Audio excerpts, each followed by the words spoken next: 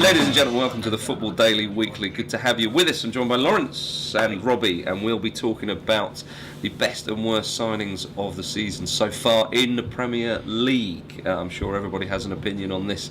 So we're going to begin by saying best signings. Alvaro Negredo for Manchester City has been very good. Fernandinho and Jesus Navas. But I think Negredo perhaps is the one out of those three who's fitted in very well and has formed a great strike partnership with Aguero, Robbie. Yeah, he's looking a really top quality striker, big, strong, and very quick, and scores very good goals. And yeah, he's definitely hit the ground running. Yeah, and doing the business for keeping Dzeko out of the team.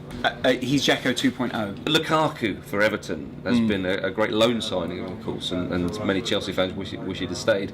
Lukaku, marvellous stuff. I think 8 goals this season. Oh, it's been absolutely incredible. Lukaku,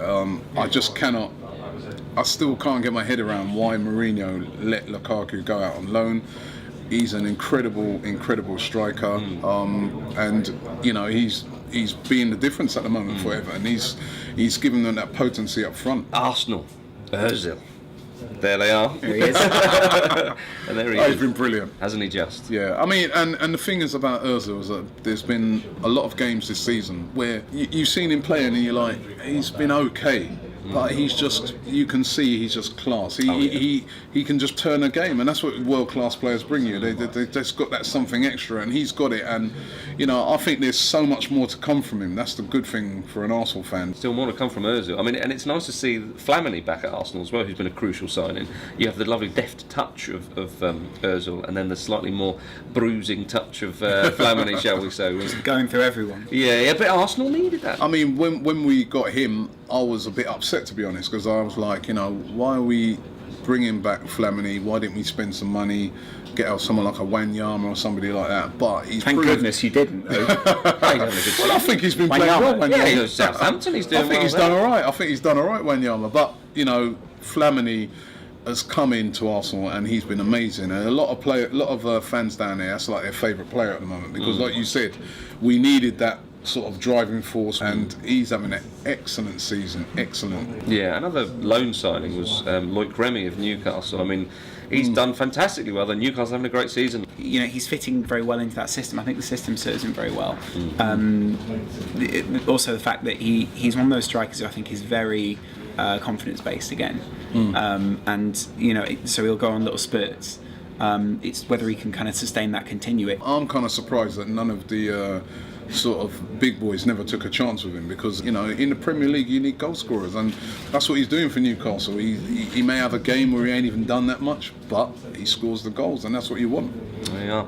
Worst signings of the season, chaps. Which names leap to mind? Robbie, I have no doubt that you want to go through that Spurs players with a fine comb. Just gonna flip through some of these names. Yeah, Spurs fans, do brace yourself. We've got the man from Arsenal Fan TV, and he's going to be talking about Roberto Soldado, perhaps. Soldado. I mean, has he been that bad? I suppose it's a big price tag. You expect him to score a lot of goals, and he hasn't. In fairness to Soldado, I don't know if the midfield's really been supplying him with the ammunition to put the goals away, but I did think at the time when Spurs bought Soldado, considering his age and the amount of money they're paying for him. How old is he? I think he's 29. 29. Yeah, 28, 29. Yeah. Right, so to pay that amount of money for a player of that age, he's got to come in and hit the ground running, and he hasn't. I think you're absolutely right. If you take someone like Eric Lamela, who's a very exciting talent, you can understand perhaps being in a different country, different language, all that kind of stuff, which he's already had in Italy, being from Argentina. I think he's only 21, something like that, and come in a very different style of football. You perhaps think, okay, he needs a little bit more time. Whereas if you're going to spend big on a player who's very established, then the knives are going to be out. I think it's unfair to call such a young guy the worst signing of the season. Yeah. Okay. I mean, yeah, he's Lamela. You've got to give a player like that time. I mean, he has been poor so far this season. He hasn't, for the 30 million. Remember, that's how much they paid for him. That is a lot of money.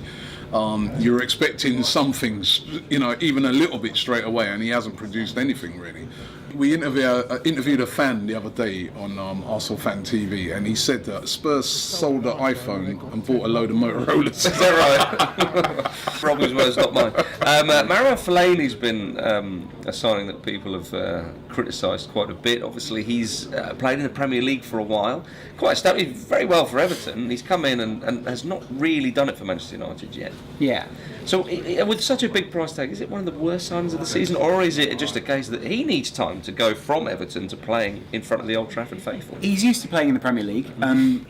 Maybe the system doesn't quite suit him that much. So you could say that Manchester United are making him the worst signing of the season so far. And he hasn't had an awful lot of games. He was used to starting for Everton week in, week out. And there is quite a difference in your rhythm when you're not starting every game, when you're not used to being the number one, and you'll go into a squad with a very different dynamic. Wondering, if Fellaini was ready to take that jump. I really wanted us to sign Fellaini. Yeah. I was desperate for us to sign him in the summer, because I was like, that's just the sort of player that we need. Whereas with United, that's just the sort of player they didn't need. That's all we've got time for this week. Thanks very much for watching. Thanks to Lawrence and Robbie. Do leave your comments below, and we'll see you next time.